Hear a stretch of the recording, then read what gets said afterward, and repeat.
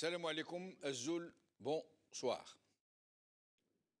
Avant, quand on voulait éteindre une bougie sans avoir à la moucher, on étouffait la flamme avec un éteignoir. En fait, on l'a privé de l'air indispensable à sa combustion. Et la flamme, la lumière, mourrait étouffée pour que les ténèbres soient, pour que la nuit vienne.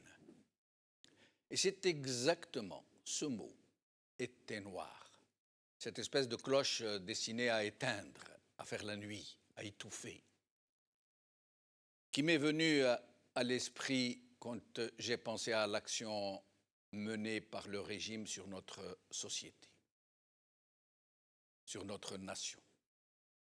Il l'a tout simplement et laborieusement mise sous éteignoir, aussitôt qu'il a pris le pouvoir. Tout ce qu'il entreprenait procédait de l'extinction. Et c'est peut-être un peu pour cela qu'on dit de quelqu'un qui est mort qu'il s'est éteint. Et c'est aussi pour cela qu'on parle de l'extinction d'une civilisation, d'une espèce. Et c'est pour ça aussi qu'on dit qu'il faut lutter jusqu'à l'extinction de ses forces. Aussitôt qu'il a pris le pouvoir, ce régime a tout aussitôt entrepris d'éteindre tout ce qui pouvait rayonner en dehors de lui-même, lui qui ne pouvait être source de clarté de toute façon, puisqu'il procède des ténèbres, parce qu'il n'est impulsé que par de sombres desseins, que par d'inavouables intentions, parce que la lumière lui est antinomique, parce qu'elle le sort de l'ombre où il est tapi, parce qu'elle le met à nu et qu'elle l'expose tel qu'il est, dans toute sa laideur, à la vue de ceux qu'il tente de plonger dans la noirceur, dans sa noirceur.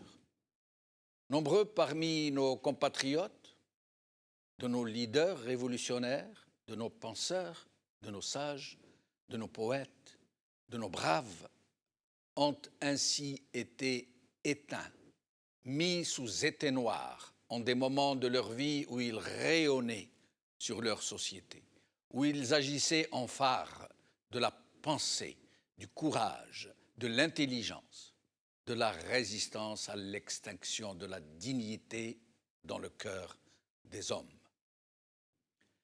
Et c'est bien pour cela que le feu de joie qu'a été le Hirak a enthousiasmé les Algériens et tous les peuples épris de liberté, de lumière, de lumière. Le Hirak a eu l'exact effet contraire de l'éteignoir. Il a ravivé ces braises ensevelies sous les cendres froides.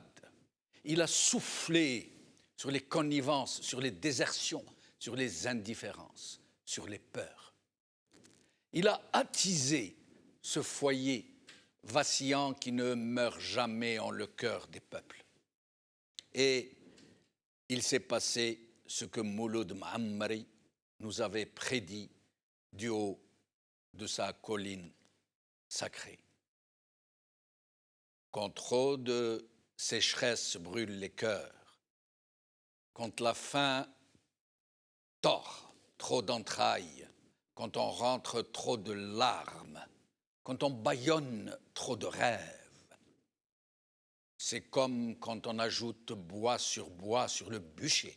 À la fin, il suffit du bout de bois d'un esclave pour faire dans le ciel de Dieu et dans le cœur des hommes le plus énorme incendie. Merci, cher Del-Mouloud, et merci à tous ceux-là et à toutes celles-là dont l'éteignoir nous a ravi la lumière. Ils ne savaient pas, l'éteignoir, qu'il suffit du bout de bois d'un esclave pour faire dans le ciel de Dieu et dans le cœur des hommes le plus énorme incendie.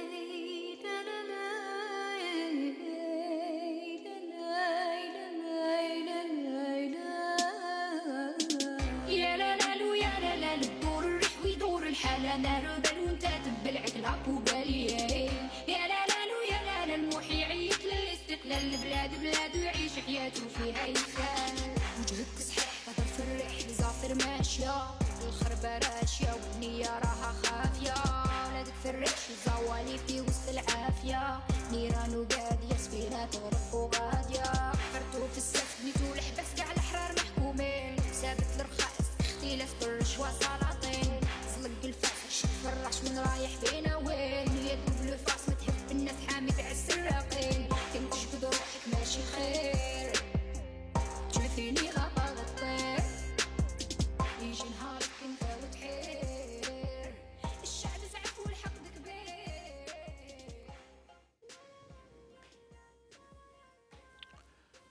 Algérie, faillite annoncée. C'est le titre de notre émission d'aujourd'hui. Et pour en parler, j'ai le plaisir d'avoir ici avec moi Wahab Hamidi, militant politique, consultant en finance. Wahab, merci d'être avec nous. Bonsoir Jamal, merci pour l'invitation et bonsoir à vos invités. Merci. Karim Naïtou Slimane, analyste politique et néanmoins hérakiste, notamment sur la place de Paris. Karim, merci d'être avec nous. Bonsoir Jamaldine, merci pour l'invitation. Bonsoir Wahib et bonsoir à tous nos téléspectateurs. Merci. Et depuis Alger, en Skype avec nous, Smaïl Lalmas, économiste, militant politique. Smaïl Lalmas, merci d'être avec nous. Merci Azoul, bonsoir tout le monde.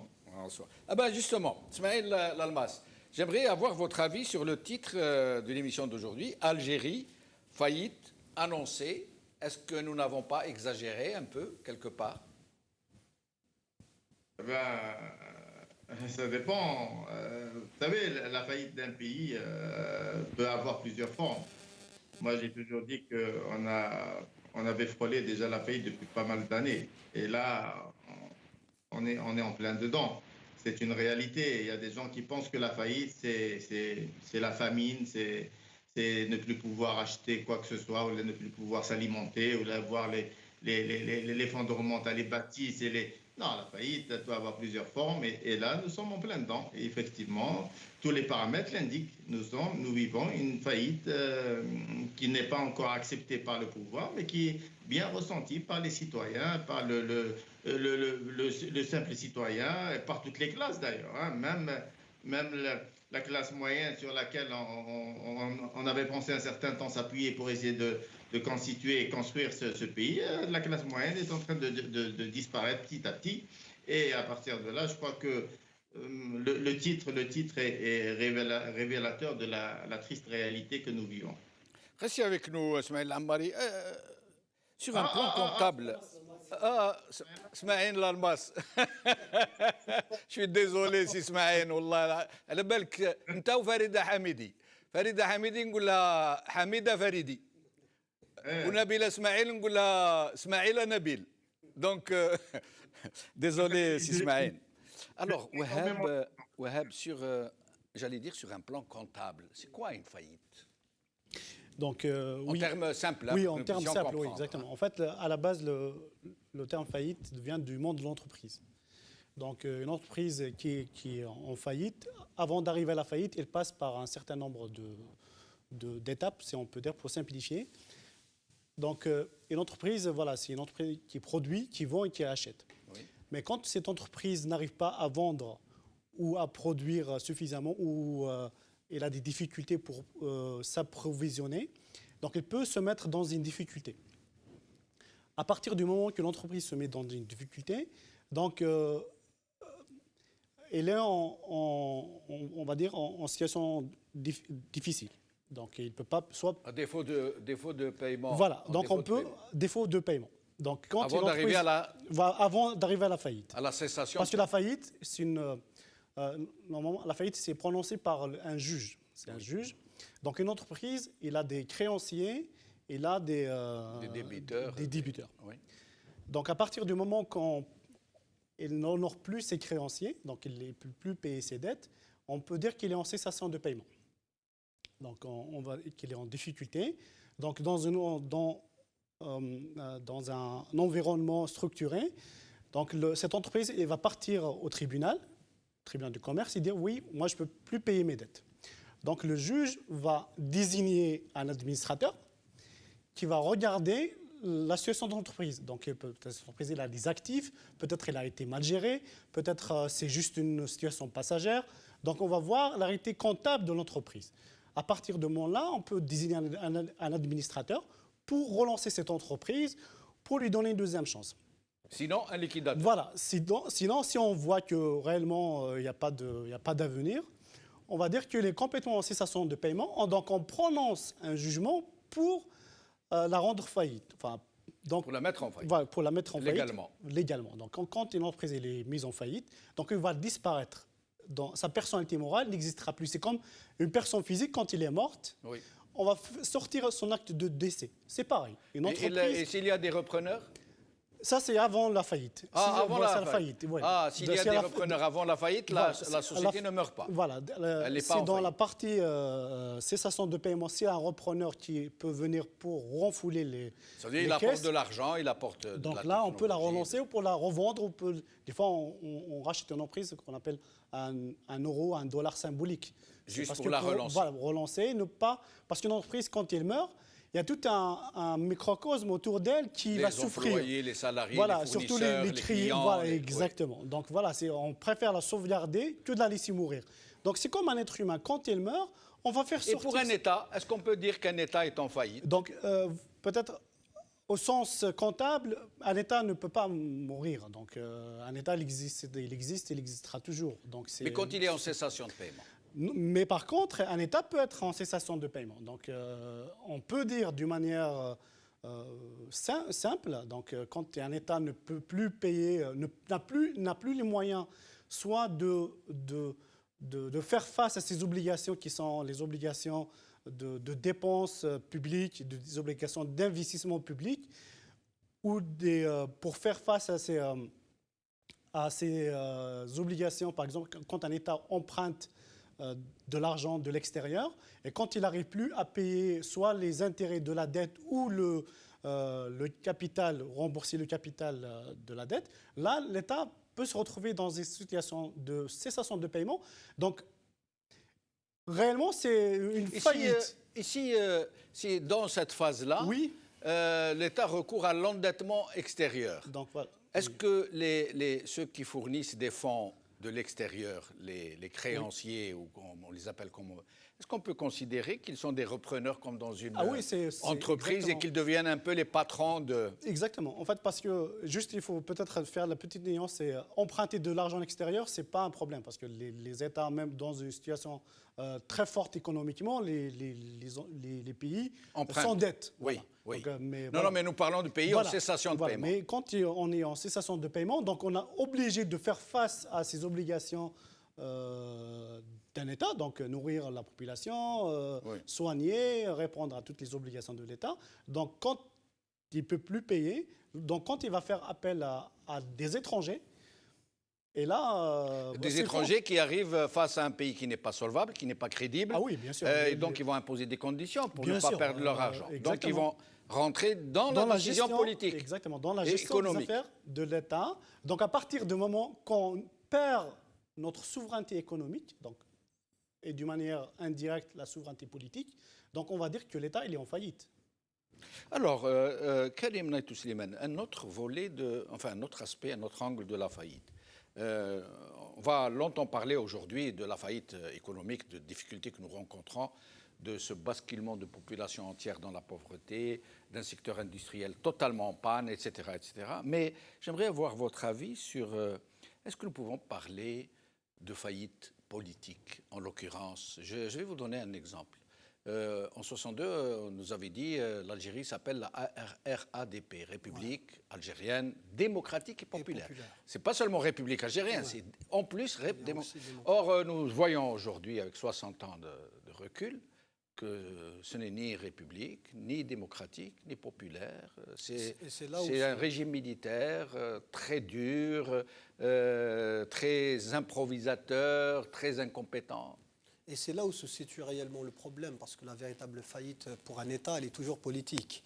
Et donc, quand on voit par exemple la faillite économique, c'est un des symptômes de du mal profond qui est la faillite politique. Économiquement, l'Algérie a été déficitaire dans sa balance de change depuis à peu près 2014.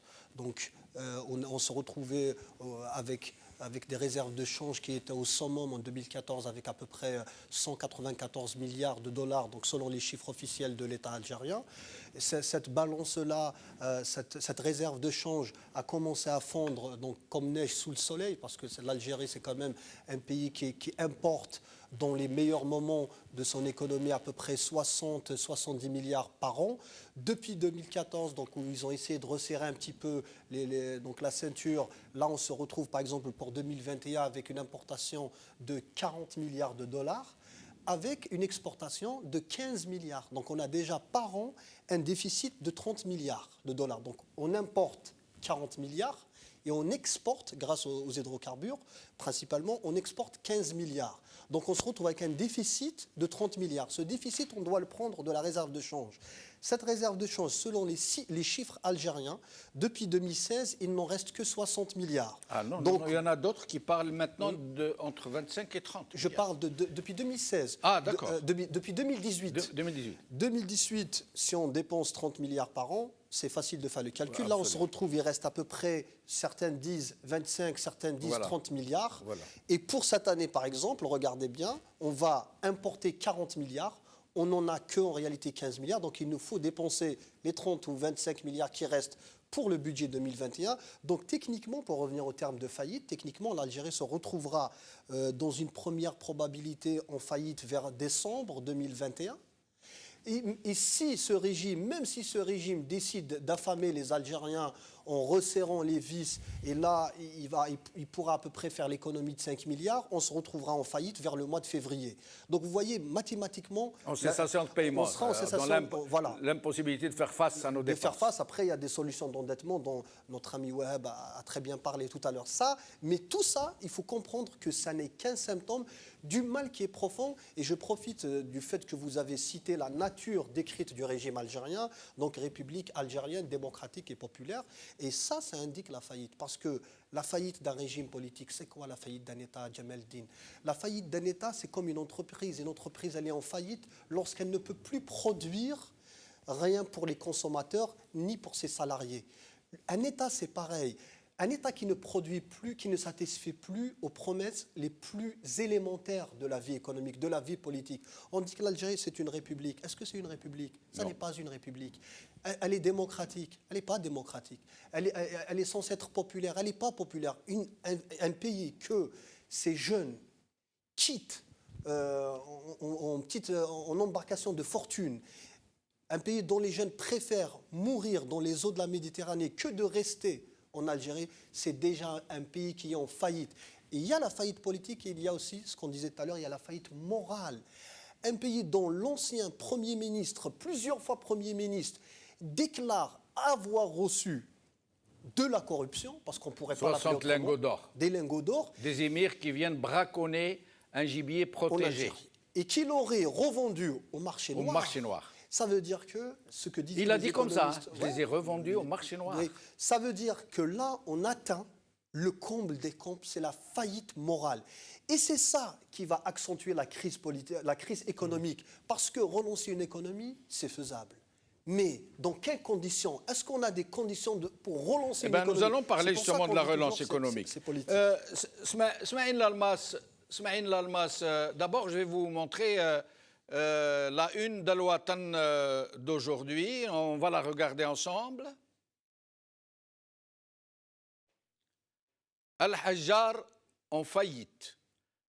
Smaïn Lalmas, Al-Hajjar qui, rappelez-vous, dans les années de socialisme, et puis même après, était considéré comme le fleuron de l'industrie algérienne et qui s'est avéré en fait un gouffre financier sans fond. D'abord, qu'est-ce que vous pourriez nous dire sur cette histoire d'Al-Hajjar? Vous savez, c'est l'éternel feuilleton, hein, Al-Hajjar. Chaque année, l'épisode, enfin le feuilleton revient. Donc, c'est un véritable gouffre financier qui ne cesse de pomper de nos réserves et sans pour autant trouver de solution pour essayer de corriger ces déficits, pour pour essayer de corriger son management et pour essayer de trouver des solutions pérennes et durables là, qui s'installent dans la durée. Donc, à chaque fois, on essaie de trouver des recettes, on essaie de trouver des formules. Une fois, il y a 2 ans, on a ramené Mittal, l'Indien, Mittal Arcelor. ArcelorMittal. On est rentré en partenariat, ils sont venus, ils ont pompé de l'argent, ils ont pris ce qu'il y avait comme matière première et ils ont tout expédié vers leur site à l'international et ils ont laissé, encore une fois, cette entreprise en difficulté. Bien sûr, on a aussi, il ne faut pas oublier qu'il y a 3 ans, nous avons aussi injecté à peu près $1 milliard pour essayer de relancer Al-Hajjar et ça n'a pas marché. Il se trouve que c'est une entreprise qui emploie 6500 personnes et qui attise beaucoup de, disons, si je cite l'intérêt de beaucoup d'entreprises et beaucoup de personnalités qui sont mouillées dans les scandales d'Al-Hajjar parce qu'il y a énormément de dossiers qui sont en relation avec la gestion d'Al-Hajjar. Il faut comprendre que Al-Hajjar, ce n'est pas uniquement Al-Hajjar, il y a un certain nombre d'activités secondaires qui tournent autour, donc qui des activités très intéressantes pour beaucoup de personnes, ce qui fait que on se retrouve dans un conflit terrible. Il y a des gens qui disent que tiens, on peut gérer le Hajjar, on peut le rentabiliser, on peut compter sur le Hajjar pour essayer de booster un peu le secteur de l'industrie. Il y a d'autres qui disent que tiens, c'est une entreprise c'est plutôt un groupe financier qu'il faudrait peut-être privatiser ou carrément arrêter. Parce que là, mais pourquoi parle-t-on seulement d'Al-Hajjar, qui n'en reste pas moins un grand symbole de ces années-là, alors que c'est tout le secteur industriel qui est en perdition? Je ne parle pas du secteur public qui a été littéralement liquidé et détourné par les clientèles du régime, mais je parle même du secteur privé en lui-même. Je ne sais pas si c'est les effets du Covid ou de la mauvaise gestion économique ou de la spéculation, mais un secteur privé qui est en rade, qui est quasiment en faillite, lui aussi, qui ne parvient même pas à sortir la tête de l'eau. C'est quasiment tout le secteur industriel qui est en difficulté. Je reviens à Al-Hajjar. Je vais vous étonner, Belak, vous n'avez pas de l'information. Il y a un problème d'approvisionnement. Ils n'arrivent pas à financer les approvisionnements pour essayer de relancer l'activité. Il leur faut de quelques milliards de dinars pour s'approvisionner et faire booster l'activité. Et en même temps, ils disposent d'un fonds, un fonds de 46 milliards de dinars qui a été débloqué depuis 2 ans dans le but justement de relancer l'activité, booster l'activité d'Al-Hajjar. Le fonds ADA qui est important, 46,5 milliards de dinars, sont bloqués, ils n'arrivent pas à débloquer. Pourquoi ? Parce que pour le débloquer, il faut l'autorisation du CNI, Conseil national des investissements. Et il se trouve que le CNI ne s'est pas réuni depuis 2 ans. Eh bien, Al-Hajjar se trouve bloqué à cause du CNI qui ne veut pas se réunir ou là, qui n'arrive pas à se réunir. Vous voyez un peu les difficultés. Mais c'est incroyable. Vous nous dites que cet argent est mis à disposition, qu'il suffit juste d'une réunion pour le débloquer et que cette réunion n'a pas pu avoir lieu. Alors, exactement. Je crois que le CNI est piloté et présidé par le Premier ministre. Je suppose que le Premier ministre, il est là, il est en Algérie, donc il aurait pu quand même actionner la réunion pour essayer de débloquer les choses. Ça n'a pas été fait. La même chose pour l'ENIAM. L'ENIAM est à l'arrêt. Pourquoi ? Il se trouve que l'ENIAM a un certain nombre de conteneurs bloqués au niveau du port. Les conteneurs contiennent des composants pour le CKD et SKD qui n'arrivent pas à débloquer au niveau du port. Ah non, pourquoi ? Je ne sais pas si c'est un problème de dédouanement ou autre, mais il se trouve que vous avez une entreprise publique qui bloque une autre entreprise publique et qui empêche cette entreprise de fonctionner pour des raisons X. Ça n'a pas de sens. Mais on ne peut pas mieux décrire une faillite. C'est une faillite du système là dont on parle. Je dis que la faillite a plusieurs formes. Et quand on a des exemples pareils, on se dit, c'est pas possible. Il y a une intention volontaire pour casser ce. J'allais vous poser la question. J'allais vous demander, est-ce qu'il n'y aurait pas des intentions malveillantes derrière Parce que c'est trop gros, ça. Qu'une société soit mise en faillite à cause d'une affaire de tracasserie administrative ou... Je reviens à Wahab. Oui? Ça n'a pas de sens. Donc, et en plus de cela, maintenant, si vous parlez du tissu, hein, du tissu privé ou de l'entreprise privée, il faut comprendre que ce qui fait fonctionner l'économie algérienne, c'est surtout la dépense publique. Hein, ce sont les grands chantiers. Et en 2018, il y a eu l'arrêt et le gel des grands chantiers, ce qui fait que les PME-PMI qui avaient l'habitude d'accompagner et d'alimenter ces grands marchés se retrouvent elles aussi à l'arrêt.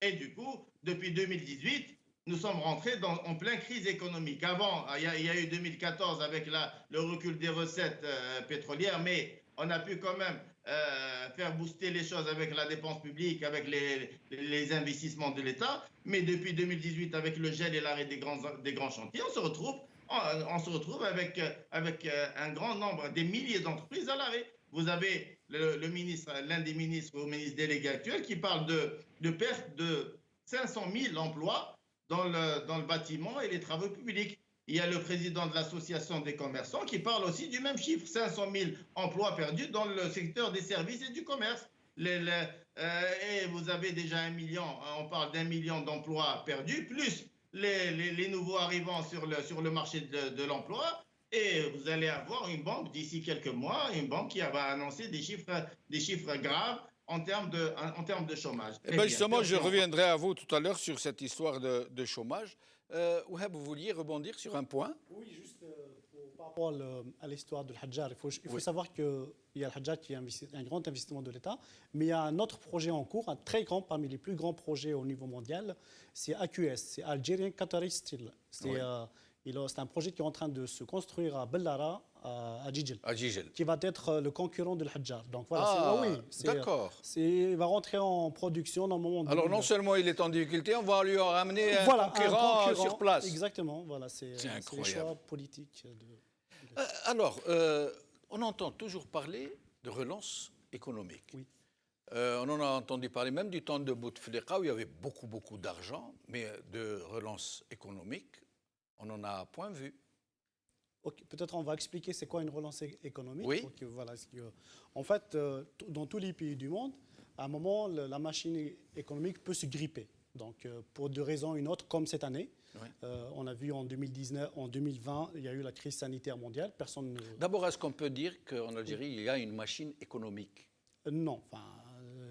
Dans le sens... j'allais dire, savant du terme, une vraie économie. Il y a de l'économie, mais à base, c'est une économie rentière. Il n'y a que les hydrocarbures qui font marcher l'économie algérienne. Donc, hors hydrocarbures, il n'y a pas grand-chose. Donc, pour revenir à la question de relance économique, donc, voilà, dans tous les pays du monde, comme en 2020, il y a eu la crise sanitaire. Donc, les États... il y a une crise, peut-être ça peut être une guerre, ça peut être des dysfonctions économiques. Donc, à un moment, ça peut être une crise mondiale qui a des effets pervers sur en 2020. Ouais. L'Europe a dégagé 600 milliards de dollars pour la relance économique. D'accord. Donc, ça, c'est de l'argent qui est injecté par un État dans des grands projets généralement, pour après, parce que l'État, quand il fait des commandes publiques, soit c'est de l'argent propre que l'État dispose déjà, ou peut être des emprunts. Donc l'État peut emprunter pour booster l'économie à travers une commande publique. Cette commande publique peut prendre plusieurs formes. Ça peut être des constructions des établissements publics, à utilité publique. Ça peut être de grands projets, des ports, des autoroutes, des ponts. Donc voilà, c'est la commande publique.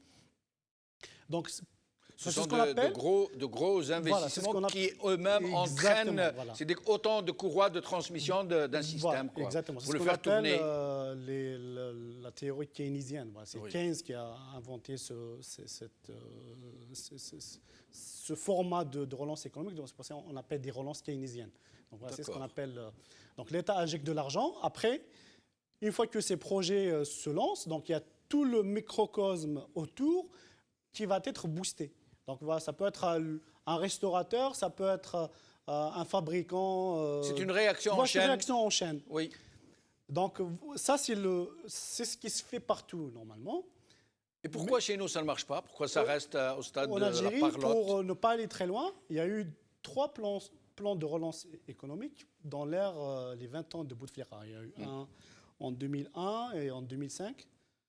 Donc, je ne vais pas avancer des chiffres pour ne pas être en porte-à-faux, mais c'est des centaines de milliards. C'est normalement en tout 300-400 milliards de dollars qui ont été injectés par l'État algérien pour relancer l'économie.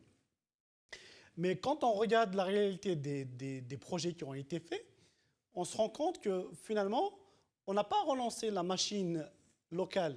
On a fait juste importer des projets. Concrètement, je dis concret, on a construit des centaines de milliers de logements ADL.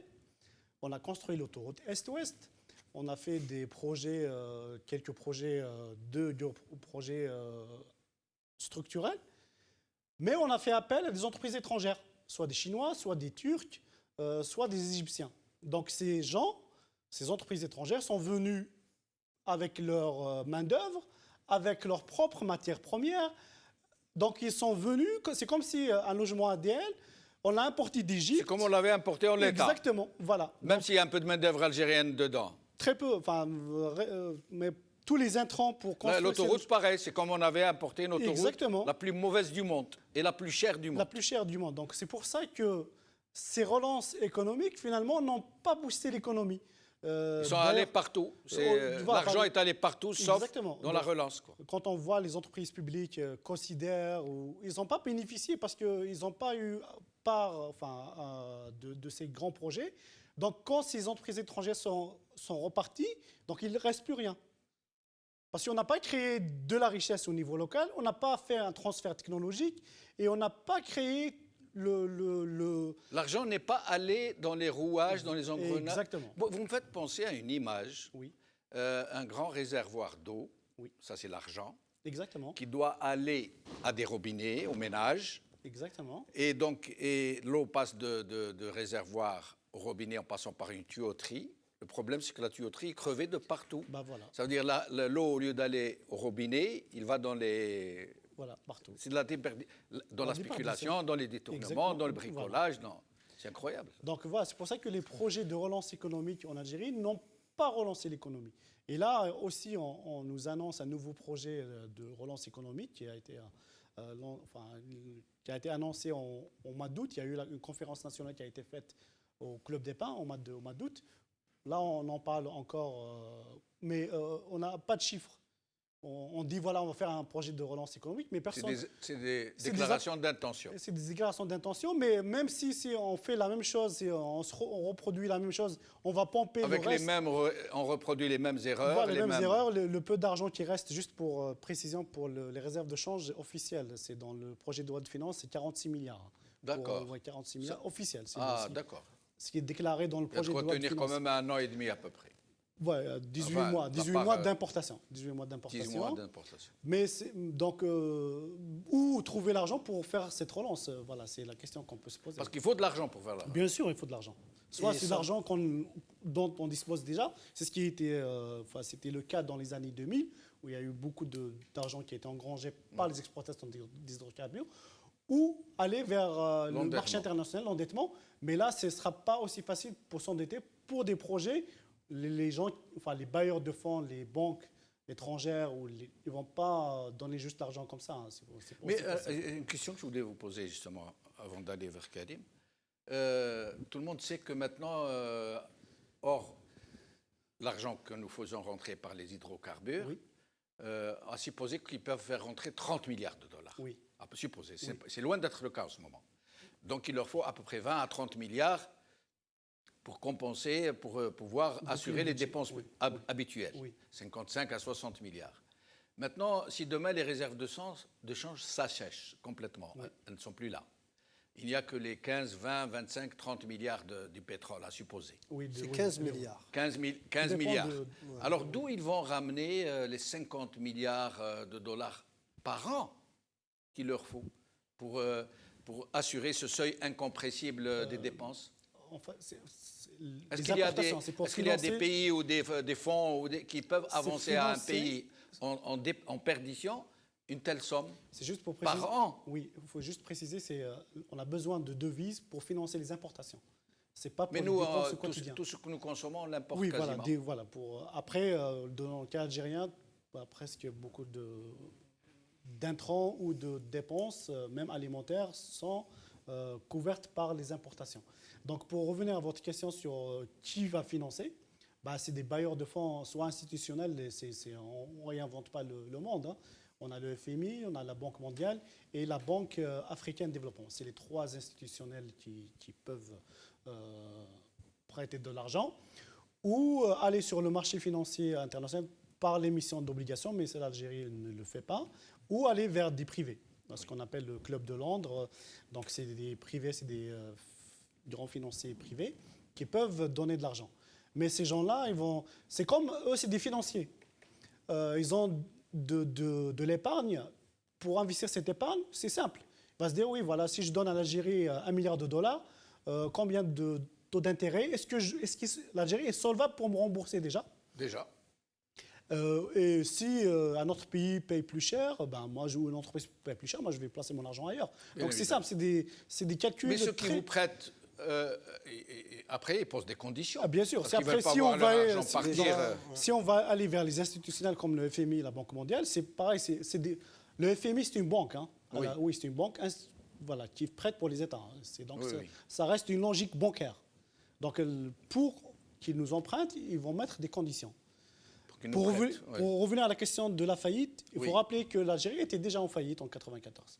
Ah, Bien sûr, quand on était en cessation de paiement en 1991, c'était une faillite déjà de l'État algérien. Donc on a déjà connu une faillite 94-96. on a été sauvé par le pétrole. Oui, en 99, le pétrole a été remonté.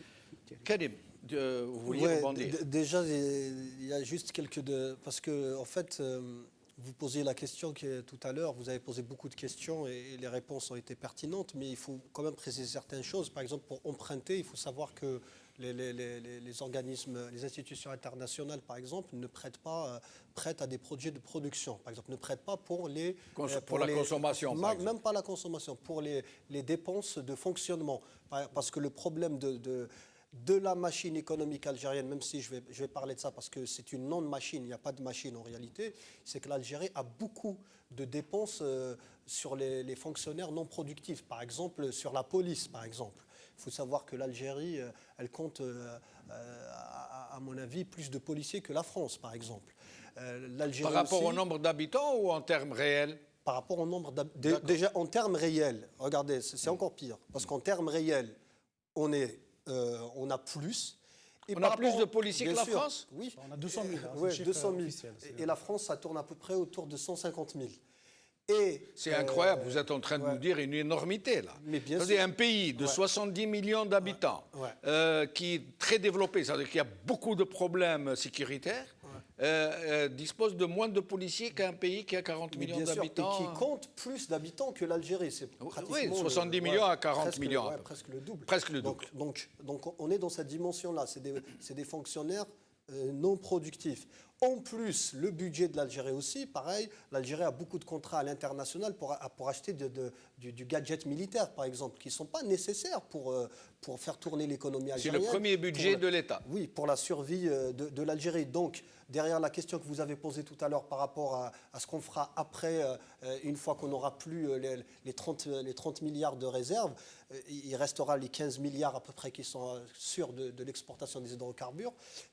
On pourrait vivre avec ça, mais il faudra vraiment revoir de fond en comble toute la vision économique de l'Algérie, toute la distribution du budget, il faut une refonte totale. Mais on ne va pas y arriver maintenant parce qu'il n'y a pas les conditions. Pour revenir à votre question initiale concernant la possibilité de relance de la machine économique, votre remarque était très pertinente. On ne peut pas relancer une machine qui n'existe pas.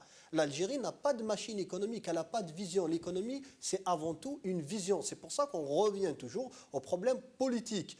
Si on n'a pas de vision, l'économie se base d'abord sur la vision. Jusqu'à présent, et d'ailleurs on a vu, l'Algérie avec 1000 milliards, elle n'a rien pu faire. Pourquoi? Parce qu'elle n'a pas de vision économique. C'est une vision, l'économie algérienne, c'est deux choses. C'est la consommation et la redistribution de la rente, en fait. Une redistribution inégalitaire, c'est-à-dire on a une partie... On peut même dire mafieuse. Voilà, donc on a la consommation à l'échelle internationale, c'est-à-dire qu'on est un marché pour des économies productives, alors que nous, on n'est pas productifs. Donc nous sommes un marché. C'est pour ça que, par exemple, la France soutient le régime actuel, soutient le régime et continuera de le soutenir, parce que quand même, l'Algérie, ça reste quand même un de ses plus grands marchés africains, et ça continuera de l'être aussi. Donc on a beaucoup de contrats, on consomme de la production internationale, et à l'échelle nationale, pareil, l'économie, c'est de la redistribution de rente. On a parlé tout à l'heure, par exemple, du tissu économique. 90% du tissu économique algérien, c'est des petites entreprises familiales qui travaillent dans l'informel. Quand on a une économie de bazar qui est dans l'informel, on n'a pas d'économie, c'est une non-économie. Et donc, c'est ce qui fait que, économiquement parlant, on ne peut pas parler d'une relance. Quand vous parlez d'informel, pour ceux d'entre nos téléspectateurs qui ne connaissent pas le système, ça veut dire que c'est des entreprises quasiment clandestines, oui, qui ne déclarent pas leurs travailleurs, qui ne facturent pas leurs produits et qui ne payent pas d'impôts. Voilà, et que partiellement. On a par exemple, là le ministre l'a dit, et M. Lalmas a rappelé le chiffre, le ministre l'a dit comme ça d'une manière très éhontée, en disant que oui, cette année, l'Algérie, à cause du Covid notamment, a perdu 500 000 emplois dans la restauration, le BTP et le transport.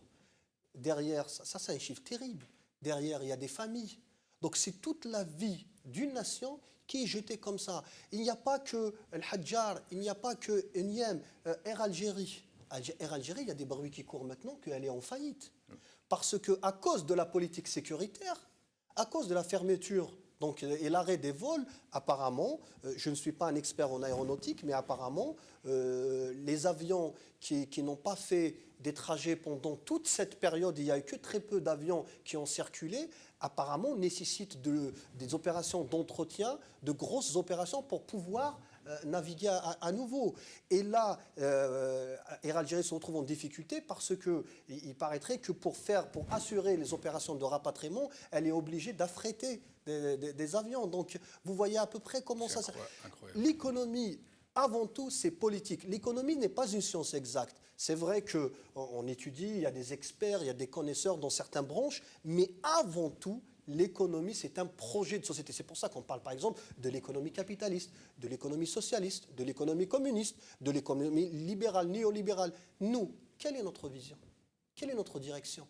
C'est pour ça qu'il faut revenir toujours au problème politique. Tant qu'on n'a pas résolu le problème politique, on ne pourra même pas parler. C'est même pas la peine de parler de relance économique dans les conditions actuelles. Ça n'est même pas la peine. Et pour emprunter, ça c'est important, il faut vraiment que les gens le savent, pour emprunter aux institutions internationales, ça va être compliqué cette fois parce que ces institutions-là ne financent pas les perdants et surtout les budgets de fonctionnement. Donc ils vont exiger par exemple le licenciement de beaucoup de fonctionnaires non productifs. L'abandon des subventions. Voilà. Donc, alors, Smaïl Lalmas, avant de vous poser une question précise sur le chômage, commentaire peut-être de ce qui est en train de se dire? Non, je trouve que ce sont des remarques pertinentes et il s'avère que la situation socio-économique est préoccupante et l'action politique n'a pas pris en considération toutes ces mutations au niveau sociétal, sur le plan socio-économique, sur le plan culturel, sur le plan politique. Donc il y a absence de l'État ou bien l'État maintient ses pratiques, ses anciennes pratiques et les anciennes manœuvres dans la gestion des crises.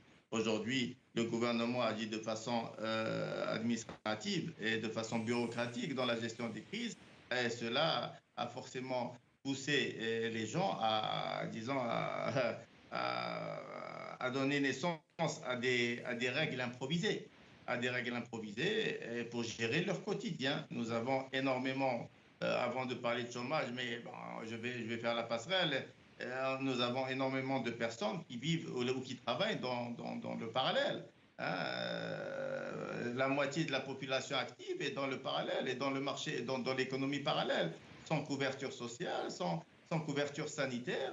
Et avec la crise économique déjà qui a commencé à frapper dès 2018, en plus de la Covid, ces gens-là se retrouvent sans salaire, sans moyen de vivre. Et vous savez, hein, même sur l'aspect psychologique, on croise beaucoup de gens qui sont très, très, très atteints sur Et nous allons parler de ce basculement de catégories sociales entières dans la paupérisation, si ce n'est dans, je ne sais pas, la précarité. Smaïn Lalmas, le chômage. Alors, on nous parle de 15%, de 12% de chômage, officiellement. Maintenant, il commence à parler de 15%, à évaluer comme ça, une sorte de cadrage. Mais sinon, on ne comprend pas, parce que les vrais observateurs, ceux qui sont sur le terrain, parlent de plus de 40% de chômage, puisque nous disent-ils, il n'y a plus d'industrie, il n'y a plus de tourisme, il n'y a pas quasiment comment on dit, rien ne se produit en fait, et on ne prend pas en compte dans les statistiques les femmes au foyer qui ne sont pas décomptées puisque non déclarées, et donc en réalité le taux de chômage est beaucoup plus important, beaucoup plus alarmant que celui communiqué, à votre avis? Écoutez, il n'y a personne en Algérie qui a la vérité en matière de chiffres, que ce soit sur le chômage ou là sur les paramètres économiques. Là, personne, il n'y a pas de statistiques, il n'y a pas de vraies statistiques. On ne connaît pas la réalité de l'ampleur, le phénomène du chômage. Vous parlez d'un phénomène dans un pays où l'économie est scindée en deux. Vous avez l'économie officielle et vous avez l'économie parallèle. Et l'économie parallèle prend de l'ampleur, surtout qu'elle est alimentée par ces différentes crises et par l'absence de l'État et la gestion catastrophique de l'État concernant ces crises. Donc, du coup, vous avez une économie parallèle qui occupe un grand espace. Il y a certains qui parlent de 40%, d'autres 50%, d'autres 60%. Donc, avec une économie parallèle, ça veut dire que vous avez des employés qui ne sont pas déclarés. Vous avez des employés qui travaillent qui ne sont pas déclarés. Il y a des familles entières qui ne sont pas déclarées. Donc, comment estimer et évaluer le chômage, comment estimer et évaluer même la pauvreté dans un pays où la majorité de la population active n'est pas déclarée. Ce qui fait qu'aujourd'hui, il est très difficile pour nous de parler de statistiques, parler de chômage. On peut seulement le constater sur le terrain. On peut voir la précarité dans laquelle aujourd'hui la population se trouve. Il y a des indices, il y a beaucoup d'indicateurs. Les gens sont très affectés par cette crise. Les gens sont très affectés par la gestion de cette crise. Les citoyens sont très affectés par l'absence de l'État dans la gestion de cette crise. Et du coup, vous avez des milliers d'entreprises et des milliers de personnes, si ce n'est pas des millions de personnes, qui sont livrées à elles-mêmes. Il n'y a pas de rentrée, il n'y a pas de rentrée d'argent, il n'y a pas de pension d'aide, il n'y a pas d'accompagnement. Il n'y a pas, rappelons-le, il n'y a pas d'indemnité de chômage, puisqu'en l'occurrence, on ne connaît même pas le nombre de chômeurs, on ne sait pas qui ils sont. Et comment font-ils pour vivre ces millions de chômeurs, Smaïn Lalmas? Parce que là, c'est un sujet très sensible. Je n'aurais pas aimé parler de ça parce que là, on croise énormément de familles qui sont dans le besoin. Énormément de familles qui sont dans le besoin. On n'arrive pas à faire grand-chose. On n'a pas de réponse. On n'a pas de réponse. Tout le monde sait que l'État n'est pas là. On avait évoqué le problème au début de la crise de la Covid. En février ou en janvier, j'avais appelé le gouvernement à mettre en place un plan d'action qui sera appelé à absorber et à absorber la crise et à accompagner les entreprises à préserver, à protéger les postes d'emploi. Il y a eu des promesses, que des promesses. Sur le terrain, il n'y a rien eu. Et vous avez le résultat aujourd'hui, là, une bombe à retardement là, qui s'installe et Inch'Allah, parce que là, ça devient très grave. Vous imaginez des pères de famille qui n'arrivent pas à remplir le frigo pour les enfants, là, qui n'arrivent pas à nourrir ces enfants. Et il y a des gens qui mangent au jour le jour, il n'y a pas de revenus. C'est une crise qui s'installe dans la durée. Ce n'est pas une crise à 2 mois, à 3 mois. Donc là, on va entamer la deuxième année. Et on ne sait pas si la deuxième année, elle va ressembler à 2020, sinon pire. Donc, et en plus de cela, en l'absence de solution, en l'absence de plan d'urgence, vous avez une population livrée à elle-même. Est-ce qu'il y a une possibilité de plan d'urgence? Est-ce que dans les conditions actuelles, nous pouvons imaginer qu'il puisse avoir un plan d'urgence?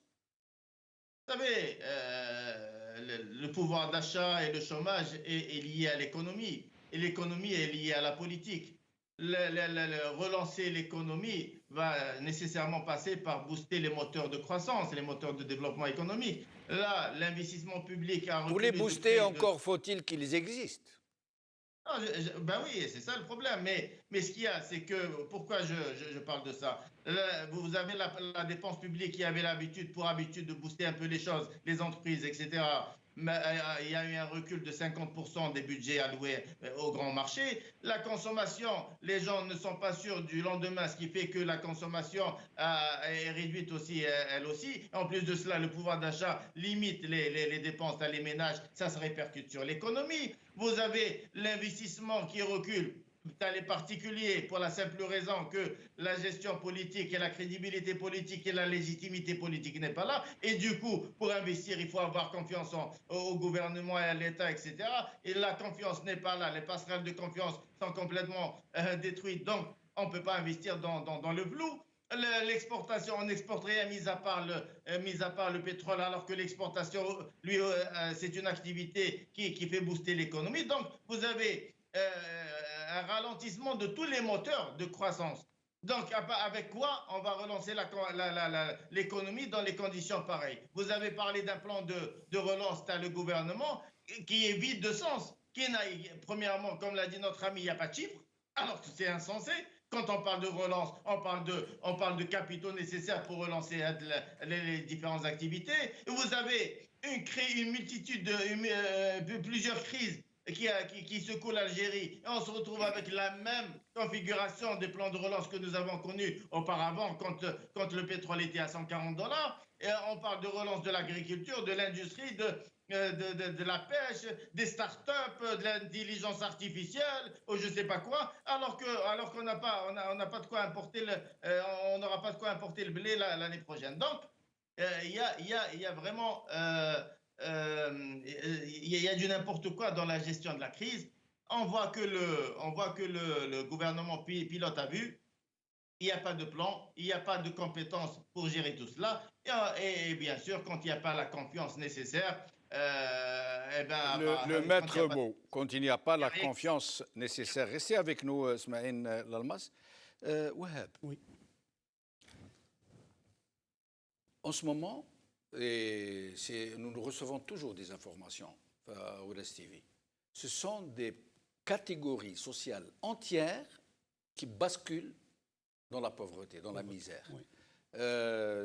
Les retraités, en plus de basculer dans la misère et la précarité, ils sont, alors j'ai noté, ils sont 3 260 000 pensionnaires, les retraités. Oui.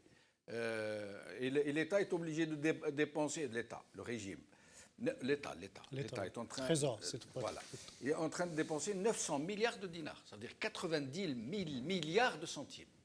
Oui. Pour renflouer la caisse, la CNR. Renflouer la CNR, oui. Et en ce moment, donc, c'est des Algériens qui avaient l'habitude d'être des classes moyennes, alors qui sont en train de basculer dans la pauvreté. Les classes les plus démunies, c'est pire. Oui. Ils sont en train de basculer dans l'horreur. Alors, nous allons d'abord voir deux images, une à Hassim Saoud et une à Ouargla, pour parler un peu de ces populations du Sud qui sont dans la pire des situations qu'ils puissent imaginer. Nous allons regarder Ouargla d'abord.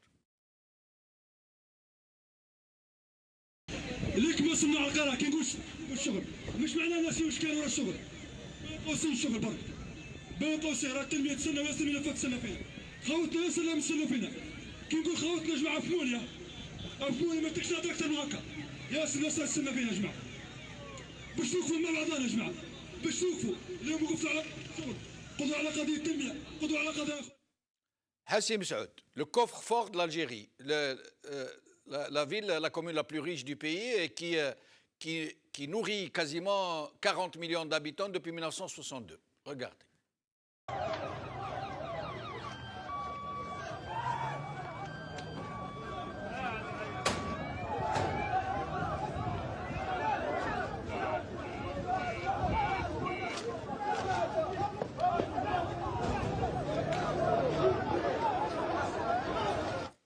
Wahab Hamidi. Alors, les gens du Sud, on les connaît. Oui. C'est les gens les plus placides, les plus doux, les plus paisibles, à un point où il y a des moments où ils nous énervent. On se dit, pourquoi ils ne réagissent pas à eux, qui sont privés des richesses qui sont sous leurs pieds. Exactement. Parce que le Sud, c'est vraiment atroce. Et qui sont en train de bouger parce qu'ils n'en peuvent plus.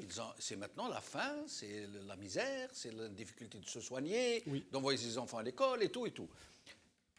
Qu'est-ce qui pourrait se passer si la pauvreté s'abat en une seule fois, d'un seul coup, et sur de très larges couches de la population? Moi, je pense, pour répondre à votre question, je rejoins ce que disait mon camarade tout à l'heure, c'est que, en fait, quand on parle du système au sens large, enfin, quand on parle du système politique au sens large, il y a 3 composantes dans un système. Il y a 3 éléments, 3 composantes. Il y a les structures socio-culturelles et familiales. Il y a le régime politique, c'est-à-dire les institutions étatiques qui gèrent l'État. Après, on a le modèle économique. En fait, les 3 sont liés, sont imbriqués. On ne peut pas parler d'économie sans se référer au régime politique. Donc, on ne peut pas parler de politique sans remettre le cadre socio-culturel. Donc, tout ça, c'est lié. Donc, pour revenir à la question, c'est que par rapport au modèle économique, on connaît le modèle économique algérien depuis toujours, c'est qu'il repose sur 3 pieds. Le premier, c'est la question budgétaire. Monsieur Lalmas en a parlé par rapport aux dépenses de l'État. Et quand on regarde la composante du budget de l'État algérien, on voit que 45% est réservé aux sécuritaires au sens large, c'est-à-dire la défense, le ministère de l'Intérieur et tout ce qu'on va. Si on rajoute les fonctions régulatrices de l'État, on dépasse les 50%, c'est-à-dire si on rajoute le ministère de la Justice. Donc ça, c'est le premier pilier. Donc Ça veut dire qu'on dépasse les 50% rien contre l'armée, l'intérieur et la justice. Ah oui, ça c'est 50% du budget. officiel. Oui, c'est 50%. Incroyable. Oui, C'est donc ce que voilà. incroyable. C'est monstrueux. Oui, c'est beaucoup, c'est énorme. Donc ça, c'est On le n'est pas en premier- guerre. c'est- On n'est pas en guerre. Pas du tout. Donc, On ne l'a jamais été. Pas du tout. Donc ça, c'est le premier pilier, c'est le pilier budgétaire. Donc on voit bien que voilà comment l'argent est Remarquez, dépensé. le système est en guerre contre le peuple. Entre autres, voilà. Oui, Parce que mais quand je vous pour laisse recruter sur- 200 000 policiers, il faut le justifier. Après, il y a le deuxième pilier, c'est la question de ce qu'on appelle les transferts sociaux, mais c'est un peu peut-être, pour être plus juste, on parle d'intervention de l'État, parce que dans les interventions de l'État, il y a la partie transfert social, donc tout ce qui est aide sociale, même la santé, ça fait partie des transferts sociaux. Après, il y a les subventions. Les Ah, subventions, c'est ça, c'est à part. c'est 2 choses différentes. Les Voilà. subventions Et les transferts sociaux. Et les transferts sociaux. Donc, voilà, D'accord. c'est les 2 piliers des interventions de l'État. D'accord. Après, il y a le troisième élément, c'est les importations. Les importations qui se reposent entièrement, 98%, sur les exportations des hydrocarbures. Donc les trois, quand on regarde de près, elles sont liées au régime politique.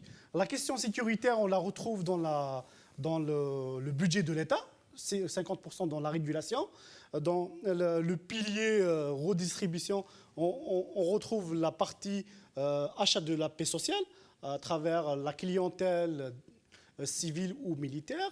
Après, le troisième pilier, c'est les importations. Et les importations, et on alimente tout ce qu'on appelle une pseudo-économie, parce qu'il y a un grand tissu d'entreprises en Algérie.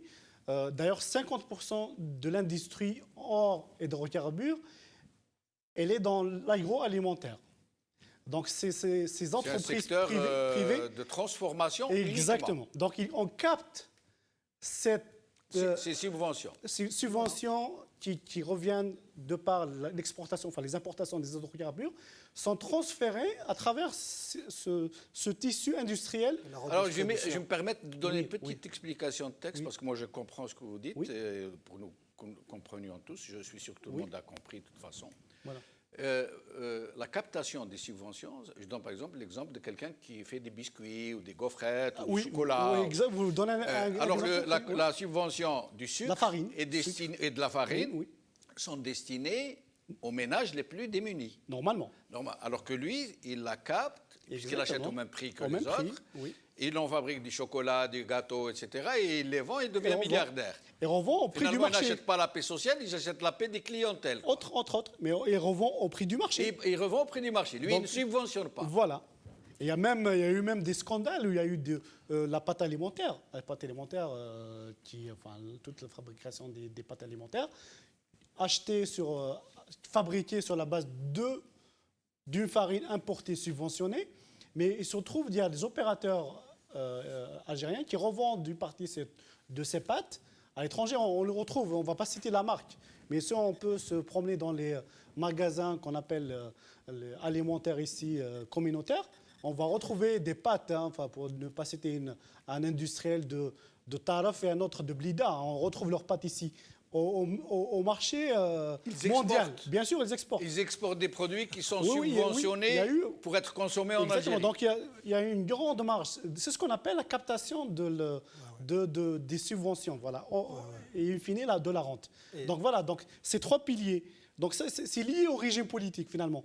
Donc la clientèle à travers le budget. Pourquoi on parle beaucoup de budget militaire ?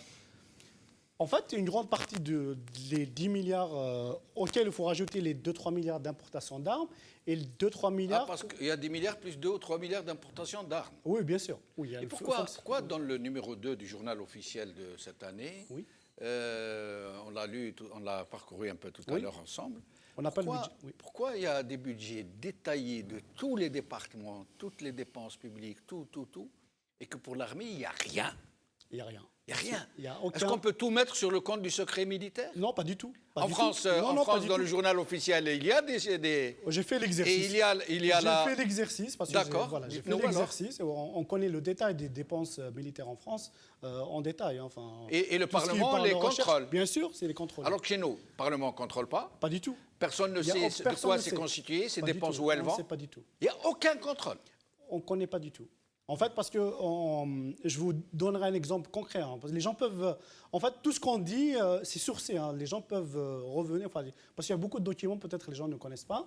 J'invite les gens qui nous écoutent à aller éplucher le rapport de la Cour des comptes algérienne, qui est sur le site, de 2016. En fait, la Cour des comptes 2016, le rapport de la Cour des comptes 2016, qui a épluché les comptes des fonctionnaires. En fait, c'est pour ça, c'est là où j'ai retrouvé le pourcentage. Enfin, 80% du budget de fonctionnement du budget part au salaire. C'est 80%. Et le chiffre, je l'ai repris directement des travaux de la Cour des comptes. Mais on ne trouve aucune trace. En fait, on trouve les salaires de tous les fonctionnaires de l'État, mais aucune trace sur les salaires des fonctionnaires. Des militaires. Alors qu'ils sont censés être... Alors que ce sont les mieux payés du système. Oui, ce sont les... On m'a dit qu'ils sont mieux payés que des professeurs d'université. Oui, je ne dis pas des enseignants à l'université, qui ont rang de professeur. Un niveau égal, c'est-à-dire un commandant, un colonel. De formation équivalente, on peut aller du simple au double. Djamaldine, si vous voulez, je vous donne un exemple concret, vraiment que tout le monde là, que nous sommes en train de vivre, pour voir à peu près ce que je disais tout à l'heure, qu'il n'y a pas d'économie sans politique et que l'économique part du politique. Un des grands problèmes de l'économie algérienne, c'est que le dinar n'est pas convertible. Oui, c'est-à-dire que l'État algérien... Nous allons essayer peut-être d'en parler si nous avons le temps. C'est-à-dire que l'État algérien a besoin de devises. Donc, la devise, on la ramène par les hydrocarbures, donc par l'exportation des hydrocarbures. À part ça, on n'a rien. Après, on a les dates et Hamoud Boualem. Donc, on n'a rien. Par contre, on a un autre moyen, un autre levier qui a fonctionné dans le passé, qui fonctionnait très bien, c'est la diaspora, c'est l'immigration. On sait très bien qu'il y a beaucoup d'Algériens. C'est une source. C'est une source. De devises. Et le régime le sait, c'est une source. Elle ne l'est pas comme le Maroc, par exemple. Oui. Mais la diaspora marocaine rapporte beaucoup. J'y arrive. La diaspora algérienne, je pourrais dire qu'elle rapporterait plus, mais c'est dans l'informel. J'arrive. Oui, voilà, mais en tout cas, l'argent rentre formellement ou informellement. L'essentiel, il rentre. Oui. Donc on a d'habitude, normalement, chaque année, on a, je ne sais plus les chiffres, 7 millions d'allers-retours. En tout cas, il y a beaucoup d'Algériens qui rentrent de France, de Canada, des États-Unis. Et qui sont considérés comme des touristes. Dans les statistiques. Oui, officiellement, oui. Et on sait très bien, on sait tous, nous sommes tous des immigrés, donc l'Algérien qui rentre en Algérie prend quand même avec lui un pécule pour ses dépenses. Ouais. Et c'est ce qui fait vivre, par exemple, des régions entières. Je vous donne un exemple.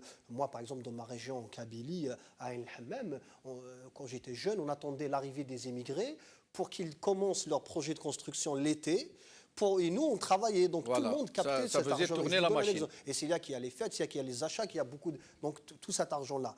Là, le régime, ce qu'il a fait depuis la crise du Covid, il a mis en place une politique de la gestion sanitaire qui est une politique sécuritaire. Il a décidé d'arrêter, de fermer les frontières aériennes, d'arrêter la circulation aérienne. Il n'y a plus de déplacements. Depuis la crise du Covid, ce que nos voisins tunisiens et marocains, qui sont économiquement apparemment plus compétents, parce que ça prouve que ceux qui nous gouvernent actuellement, c'est des incompétents notoires sans aller dans d'autres choses. Donc les Tunisiens et les Marocains n'ont pas fait la même chose. Un Tunisien en moyenne et un Marocain, depuis la crise du Covid, ont fait 2-3 allers-retours. Hein. Oui. Les Algériens, non. Et donc par cette politique sécuritaire, par cette gestion sécuritaire de la caisse qui est un fait politique, Oui. on empêche l'Algérie d'actionner un levier qui nous rapporte de la devise en masse, qui va dans Et qui donne de la l'informel, vie à l'économie. mais quand même qui fait circuler Oui, l'économie, un temps soit peu. informelle, un temps soit peu. Oui. D'accord ? Donc voilà, c'est un exemple concret. Et je vais vous dire une chose aussi. D'après les nouvelles que j'entends et les analyses qu'on fait, les Algériens ne vont pas rentrer en Algérie de sitôt. Hein. Il y en a même qui parlent de 2023 parce qu'on n'a pas de politique sanitaire. Karim, On n'a une rien. question- Le régime est en train d'attendre la campagne mondiale de vaccination des populations qu'entreprendra l'OMS peut-être. Donc vous voyez dans quelle situation nous sommes. Mais Karim, une question sur ça que se posent tous les Algériens. Tous les Algériens, surtout ceux qui sont jetés dehors, qui souffrent, on les connaît. Ils sont en France, en Italie, en Espagne, en Allemagne, aux États-Unis, en Australie. Des gens qui sont partis en vacances, d'autres qui sont partis en voiture avec des familles, et qui sont empêchés de rentrer chez eux. C'est le seul pays au monde qui empêche ses ressortissants de rentrer chez eux. Déjà- Alors, attendez. Moi, j'ai posé la question à quelqu'un. Je lui dis, il m'a dit non, parce qu'ils peuvent nous ramener le virus. Je lui dis d'accord. Mais il y a une mesure qui s'appelle la quatorzaine. Ouais. On peut demander aux gens de rentrer. Ouais. Il fait une quatorzaine de 14 jours. Ça, c'est établi. Au bout de 14 jours, si le virus il y a, il se déclare. Ouais. Il est détectable par le test. Ouais. Donc, à la limite, pourquoi n'obligez-vous pas les gens, comme vous l'avez fait au début? Ouais. Et donc, est-ce que ça ne cache pas autre chose, cette fermeture, Déjà, moi je trouve qu'il est ridicule de parler d'un rapatriement un an après. Oui, Déjà, Déjà. ce terme de rapatriement Absolument. n'est plus valable. Quand Absolument. on est rapatrié de quelque part, on doit l'être dans la semaine, dans les 2 semaines, dans les 3 semaines qui suivent. Absolument. Grand maxi. Là, on La est France est allée rapatrier, y compris les Franco-Algériens. Voilà. Les Algériens qui sont en Algérie, qui ont la nationalité française, elle les a rapatriés, Donc- sauf ceux qui ne donc voulaient déjà, pas venir. on ne parle pas de rapatriement. Mais si on parle de retour en Algérie de ces gens qui se trouvent coincés à l'extérieur, oui, c'est tout à fait incompréhensible. Je ne sais pas exactement ce que ça cache, mais je sais ce que ça révèle. Ça révèle de l'incompétence totale. Je ne sais pas ce qui se passe dans les coulisses, mais au moins de l'extérieur, on peut dire que ces gens-là sont un danger pour l'Algérie, sont un danger pour les Algériens. Ils mettent en danger la vie des Algériens, ils mettent en danger l'avenir de l'Algérie. C'est des incompétents, et ça, on peut le voir de l'extérieur, sans aller dans les coulisses, ce qui se passe derrière, est-ce que c'est des faits mafieux ou pas. Mais déjà, le fait, je vous ai donné un exemple concret, Djameldine, je vous ai dit, normalement, on a un levier pour faire rentrer de la devise par les émigrés, par la diaspora qui est à l'étranger, que nos voisins actionnent et que nous, on s'empêche de le faire, on ne le fait pas et on bloque. D'un côté, déjà, ça met en détresse les familles, les Algériens qui sont à l'extérieur, parce que là, les liens familiaux sont coupés, les relations sociales sont coupées. Donc déjà, ça met en tension, ça met en détresse les Algériens qui sont à l'étranger, ceux qui sont en Algérie aussi, parce que, comme je vous dis, le lien familial est brisé. Mais d'un autre côté aussi, ça nous met encore, ça nous enfonce économiquement. C'est pour ça que je vous dis, il faut revenir aux politiques. Tant qu'on n'a pas résolu le problème politique, on ne peut pas parler d'économie, on ne peut pas parler de santé. Un jour, on fera une émission sur la culture, on ne pourra pas parler de culture. Un jour, on fera une émission sur le sport, on ne pourra pas parler de sport. C'est la faillite totale. Et même dans le sport, juste un instant, même dans le sport, parce que j'ai parlé de sport, même les exploits de l'équipe nationale, ce n'est pas les exploits du système algérien, parce qu'on le sait tous. Moi, je ne suis pas un expert en football, je vois rarement les matchs, mais je sais quand même que l'équipe nationale, la plupart des joueurs, l'entraîneur compris, n'ont pas été formés en Algérie, n'évoluent pas en Algérie. Donc, sont les résultats. Donc, on est en train de cueillir des fruits de politiques sportives qui ont été menées ailleurs. On va essayer d'aller un peu vite parce que après j'aurai une question parce que les gens nous reprochent, ils nous disent vous faites des constats de faillites. On peut parler des perspectives. Mais pourquoi vous ne parlez jamais de perspectives? Oui. Il ne reste plus beaucoup de temps donc on va aller un peu vite. Mais je voudrais signaler deux choses. D'abord le site de Wahab Hamidi. Je vous félicite. Vous avez un site. Quasiment, c'est un peu comme si c'était de la vulgarisation, alors que ça contient des informations énormissimes sur l'économie algérienne. C'est incroyable. Mais en lisant votre site, moi qui suis nul en économie, j'ai tout compris. C'est incroyable. Non seulement ça fourmille de renseignements, mais c'est très bien expliqué. Alors, je le donne à nos téléspectateurs. algeriabusiness.info. algeriabusiness.info. Je voudrais aussi parler du livre de Karim Naïtou Slimane qui vient d'être publié. Mohamed Dib, un poète que j'adore, moi, que j'aime beaucoup. L'enfant non désiré, politique et poétique en situation post-coloniale. Il est sur l'écran, vous êtes en train de le regarder. Karim Naïtou Slimane, donc, qui vient de commettre, comme on dit, un livre remarqué, j'espère. En tout cas, merci de me l'avoir dédicacé, je le lirai avec un grand plaisir. Alors, Smaïl Almas, avant de vous poser une question sur les perspectives, puisque ce sera notre dernier tour de micro, je vais vous demander quelque chose et j'espère que je ne vais pas vous paraître alarmiste, ni alarmiste à nos téléspectateurs, parce que je vais vous dire, il est très grave, il peut semer une sorte de panique, et ce que je ne voudrais surtout pas, c'est qu'un ami m'a dit quelque chose qui m'a réellement choqué. Il m'a dit, avec cette crise maintenant qui s'amplifie, qui s'installe, et elle va s'installer durablement, ça va avoir de l'effet non pas sur les classes les plus défavorisées, les plus pauvres, les classes moyennes, inférieures et les classes les plus pauvres, mais aussi ça va toucher tout le monde. Ça va commencer par l'immobilier. Tout le monde va vouloir vendre tous en même temps et ça va donc, l'offre va être tellement massive que les prix vont s'effondrer. Et que de l'autre côté, et surtout, que tout le monde va vouloir acheter des devises avec du dinar. Et les gens, Dieu sait que dans l'informel, il y a des milliards de dinars, de centimes, je veux dire. Et que, comme tout le monde va vouloir acheter des devises, c'est le phénomène inverse.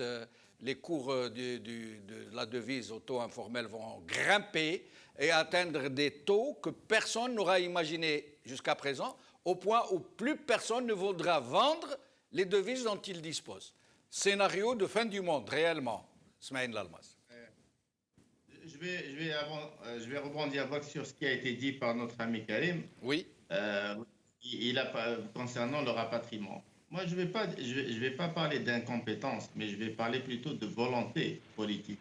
Parce que puisque vous avez parlé de football, il y a eu le match avec Algérie-Soudan, je crois, Algérie-Égypte au Soudan. Eh bien, quand il y a eu la volonté politique, on a pu quand même transporter des milliers d'Algériens. On a créé un pont aérien et transporté des milliers d'Algériens pour aller supporter l'équipe nationale à Khartoum. Mais quand il s'agit de rapatrier ou de récupérer nos Algériens qui sont bloqués de l'autre côté, l'État ne fait rien, pour la simple raison qu'ils ne se sentent pas concernés. Leurs enfants, ils sont soit ici, soit de l'autre côté, ils ne se sentent pas concernés. Vous savez, c'est malheureux de le dire, mais j'ai l'impression que le pouvoir là, il a complètement cassé tout ce qui restait comme passerelle ou là avec la population. Donc c'est son dernier souci de rapatrier ou de récupérer les Algériens qui sont bloqués. Vous avez bien dit et rappelé qu'il s'agit de presque une année que nos Algériens sont bloqués en Turquie, en France, au Canada, etc. Il n'y a pas eu de réaction. C'est pas possible. On ne peut pas laisser nos frères et nos familles de l'autre côté sans réagir. Donc il y a un problème de volonté politique. Et j'ai donné l'exemple quand il s'agissait de football, ils ont pu développer et déployer de gros moyens pour satisfaire un peu leur. Maintenant, sur le côté, sur ce qui a été dit par notre ami Jamel, il est vrai que ce que vous dites est réel et palpable. On le sent aujourd'hui. Il y a l'immobilier qui s'effondre de jour en jour. On le constate. Il y a des gens qui essaient de vendre ce qu'ils ont comme bien immobilier. Et ce que vous dites est vrai aussi, que les gens essaient disons, de protéger leurs biens et en achetant de la devise, hein, pour essayer de constituer une réserve un peu plus sûre. Hein, pour la simple raison que avant, c'était l'or qui était considéré comme réserve pour nos familles, etc. Celui qui avait un peu d'épargne, il le mettait dans l'or. Mais là, c'est incertain. L'immobilier aussi, les gens achetaient beaucoup d'immobilier pour essayer de sécuriser un peu leur épargne. Après l'effondrement, maintenant, les gens se rabattent sur la devise et beaucoup de gens achètent de la devise pour sécuriser un peu leurs réserves. Mais c'est une réalité. Et je vais aller plus loin. Si demain la Covid va disparaître là, vous allez voir que énormément d'Algériens vont quitter le pays aussi. Hein? Les gens ne se sentent plus sûrs dans notre pays. Ils voient plus, l'avenir est incertain et on le constate. Énormément de gens parlent de ça. Beaucoup de gens pensent à quitter le pays et là, c'est effrayant. C'est malheureux. Quand vous voyez le haraga aussi, le phénomène qui revient avec beaucoup d'intensité, énormément de gens veulent quitter ce pays, énormément de jeunes risquent leur vie à travers le haraga, le phénomène ADA, et préfèrent risquer leur vie que de rester dans son pays. Il n'y a pas pire gifle que cela. Donc, vous avez raison de parler de scénarios peut-être catastrophes ou de scénarios un peu alarmistes, mais c'est une réalité. Alors, je reviendrai à vous pour le dernier tour de micro sur ces notes très tristes, très pessimistes, très catastrophiques. J'espère que nous allons pouvoir finir sur un dernier tour de micro qui soit un peu optimiste, surtout avec le Hirak qui est là, potentiel, qui attend de reprendre. Mais vous vouliez rebondir sur quelque chose, Karim? Je voulais parler des perspectives, mais je peux laisser aussi... Alors, nous allons faire... donc, c'est un dernier tour de micro. Wahab, est-ce qu'il y a des vraies possibilités de pouvoir remettre ce pays debout, mettre en place de vrais équilibres économiques, une vraie machine économique, quelle que soit l'idéologie, pour pouvoir permettre au travail d'exister, à la richesse, à l'échange sain, et qui soit en dehors des griffes des prédateurs.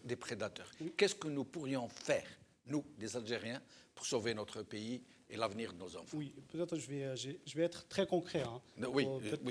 Donc la première richesse d'un pays, c'est ses enfants. Donc il n'y a pas les richesses naturelles. Sa jeunesse surtout. Exactement. Oui. Les ressources naturelles, c'est un bonus. Mais voilà, quand on a un pays comme l'Algérie, 43 millions d'habitants, il y a une dynamique, il y a une jeunesse, il y a un emplacement géostratégique important. Donc tout ça, c'est des atouts qu'on peut exploiter. Hors pétrole. Donc le pétrole, normalement, c'est un plus. Pour être dans le concret, par rapport aux perspectives, je vous donne un exemple très concret pour que les gens comprennent. Et peut-être on va revenir sur d'autres 2 minutes. OK. Les subventions alimentaires. En fait, il faut savoir que l'Algérie est un pays méditerranéen. L'Algérien consomme méditerranéen. C'est l'un des meilleurs régimes alimentaires au monde pour la santé humaine. Mais à travers les subventions, on a perverti ce régime en poussant les gens à consommer la farine sur différentes formes, en dehors de la baguette, la pizza, les pâtes alimentaires. Donc ça a perverti le régime alimentaire de base qui est à base de blé dur, pas le blé... Pas de blé tendre. Voilà, parce que le blé tendre, nous, on ne produit pas beaucoup, mais le blé dur, on produit en Algérie. C'est dans nos traditions. C'est dans nos traditions. Et culinaire. Là, à travers les subventions, on a perverti ça. Le lait, toutes les études des dernières années disent que... C'est pas très bon pour la santé. Exactement. Ouais. Donc, à travers les subventions, en faisant croire aux gens... Que le lait est indispensable pour la santé. Le lait, la baguette, pour faire... Mais c'est l'aliment du pauvre aujourd'hui. C'est l'aliment du pauvre. C'est les seuls aliments qui ne sont pas trop chers.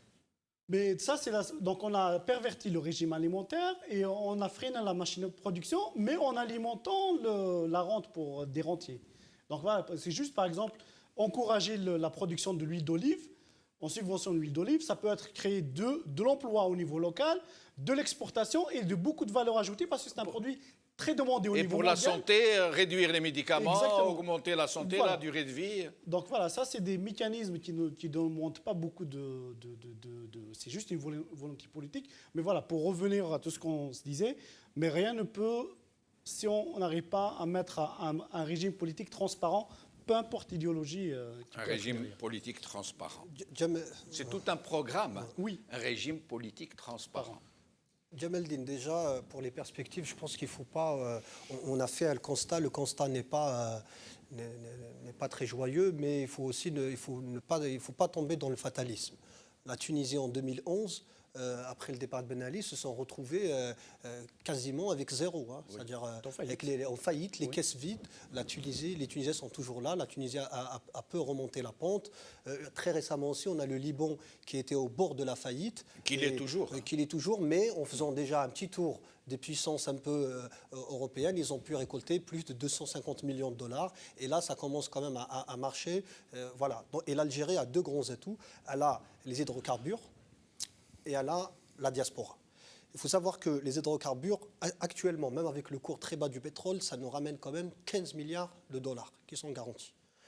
C'est insuffisant pour un régime illégitime, parce que le régime illégitime, il doit acheter la paix internationale, la paix diplomatique. La paix nationale, la paix sociale. Il ne pourra plus acheter la paix sociale. La Mais clientèle. La clientèle internationale, il doit satisfaire la Russie pour qu'ils soient gentils, la France, les États-Unis, la Chine. Donc il y a, avec tous les contrats, comme je vous ai dit, du gadget économique, du gadget militaire, des produits dont principalement, on n'en a pas, qui ne sont pas vraiment vitaux pour l'Algérie. Donc voilà, dont on peut se passer.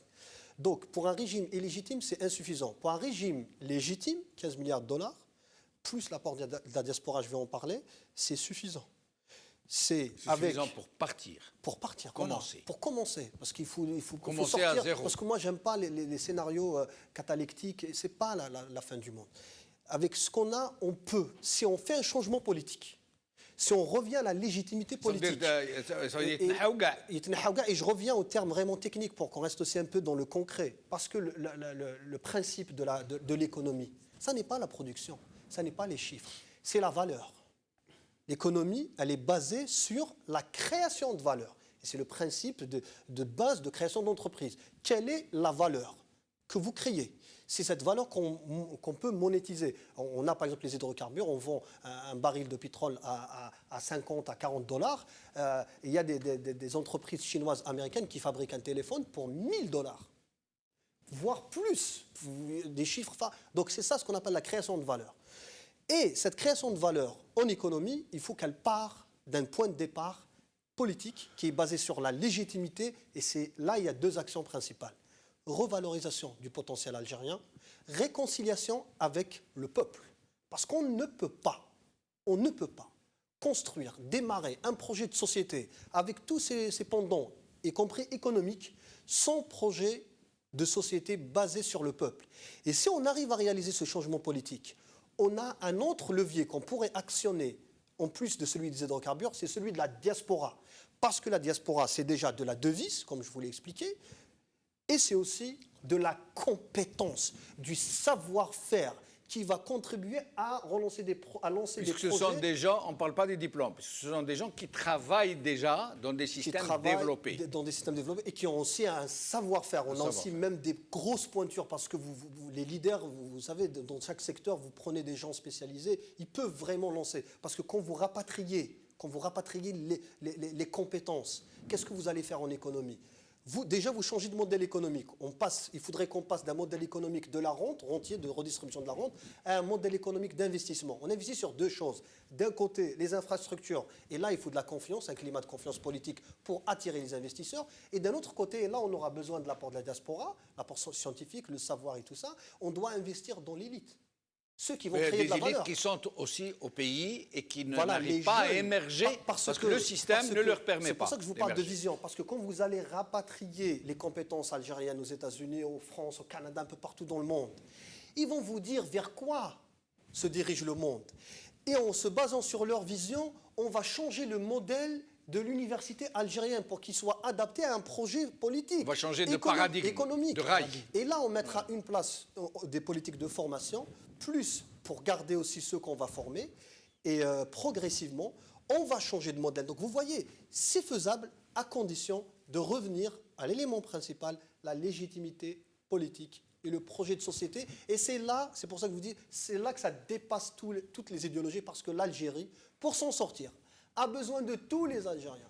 Toute tendance confondue. Elle a besoin du laïc, de l'islamiste, du kabyle, de l'arabe, elle a besoin de tout le monde.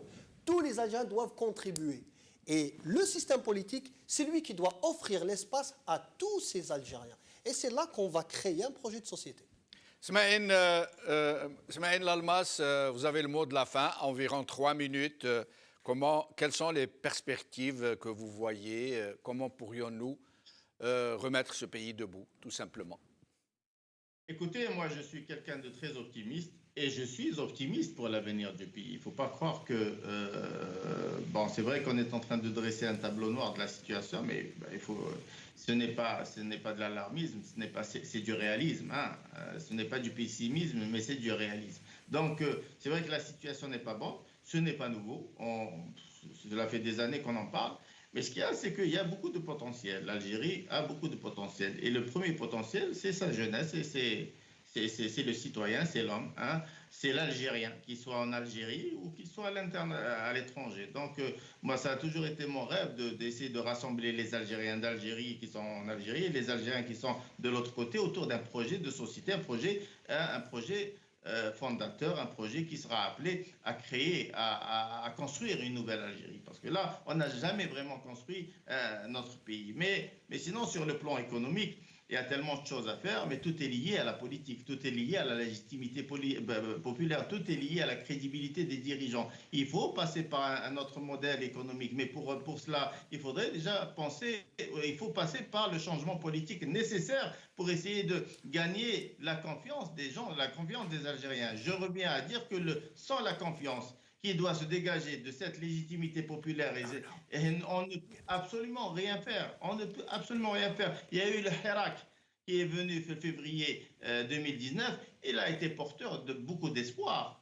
Il a été porteur de beaucoup d'espoir. Et quand on parle de solution pour sauver le pays, la solution va passer par le Hirak. Forcément par le Hirak. Quand on parle de Hirak, on parle de mobilisation populaire. Donc, il faudrait penser à accompagner ce Hirak, à relancer ce Hirak, à alimenter ce Hirak, et même à parler maintenant des marches, des fameuses marches qui pourraient constituer une pression sur le pouvoir, qui doit comprendre qu'il est finissant, qu'il ne peut plus faire quoi que ce soit pour ce pays, qu'il est temps de penser à son départ. Il faut qu'on arrive à négocier son départ et aller vers la mise en place d'une feuille de route qui sera appelée à mettre en place les institutions légitimes, des institutions populaires qui seront appelées à mettre en place aussi un modèle économique pour sortir de cette crise. Merci Smaïn Lalmas, merci Wahab Hamidi, merci Karim Naïtou Slimane. Merci à vous, chers amis, d'avoir suivi cette émission. Karim, un petit mot? Oui, j'ai juste pour annoncer très vite que le 23, samedi 23, on organise à Paris un grand rassemblement pour les détenus politiques, pour Nekez, pour Drarni, pour tout le monde. Donc il faudra se préparer. Ça sera samedi 23 janvier. Et on tiendra les gens informés. Ça sera à l'Hôtel de Ville de Paris. L'Hôtel de Ville de Paris, samedi 23 janvier. Alors, moi, j'ai retenu une phrase de Smaïn Lalmas. La solution va passer par le Hirak. Et moi, je veux vous dire que je ne veux pas alarmer mes compatriotes. La situation est très grave. Elle est très grave. Ne pas le dire, c'est être irresponsable ou mentir aux gens. Mais elle n'est pas désespérée, comme viennent de le dire nos amis. Nous pouvons sauver notre pays, nous pouvons sauver l'avenir de nos enfants. Et le Hirak sauvera l'Algérie, parce que le Hirak, c'est tous les Algériens. Khawala khair, salama.